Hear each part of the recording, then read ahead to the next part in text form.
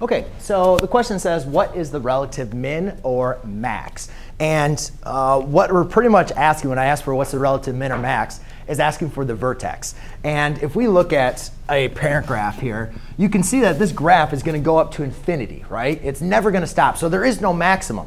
However, if I kind of travel down this parabola, I notice that there is a minimum point which occurs at 0, 0. Well, that's what we call the relative minimum, because that's the minimum point on the graph, because there is no maximum, because that's going to go up into infinity.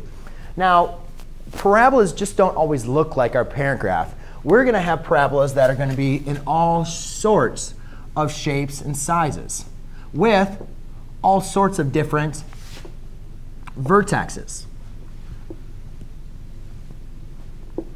So you can see when I'm asking for what is the relative min or what is the relative max, all I'm simply asking for what is the vertex, right? Whenever the arrows, that means you're going to go into a maximum. Here you're not going to have a minimum. So therefore, you could say, here's the maximum point of my parabola. And here is the minimum point of my parabola. And those occur at the vertex. And thankfully, we have a couple ways that we can find the vertex for each one of these. So I'm just going to go through the formulas, because later on in the chapter, I actually show specifically how we can use those formulas to find them. So I'm not going to do any work for this one. I'm just going to explain when we're looking at what is the relative min and what's the relative max. So how do we find the vertex? If we're looking at a graph, you can see the relative min and the max is just going to be the high point or the low point, right? Because obviously the arrows are going to go to infinity.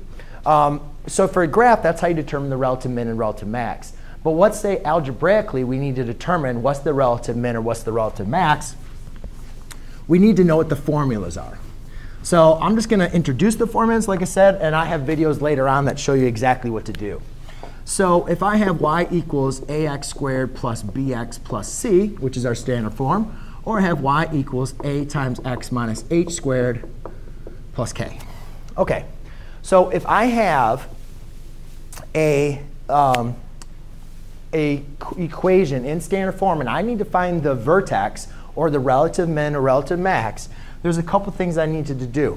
The first thing, if you guys remember, the vertex goes through the axis of symmetry. So therefore, my x value of my vertex is going to be the x coordinate of my axis of symmetry.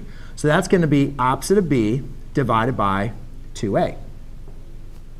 Now, what I need to do is, remember, this is a point. And remember, when we did a table, we had an x and a y coordinate.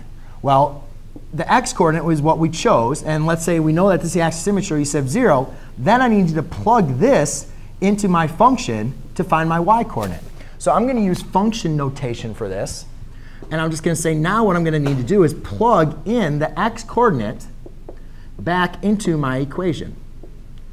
And therefore, the output of plugging that in would therefore provide me with what is the y coordinate. Again, I'll kind of show a little bit more about that in some other videos. But all essentially you're doing is finding the x coordinate for the axis of symmetry, and then plugging that in for x to find the y coordinate. Now, if an equation's in vertex form, you're in very good shape, because vertex, the reason why we like vertex form, because remember, vertex come as h comma k.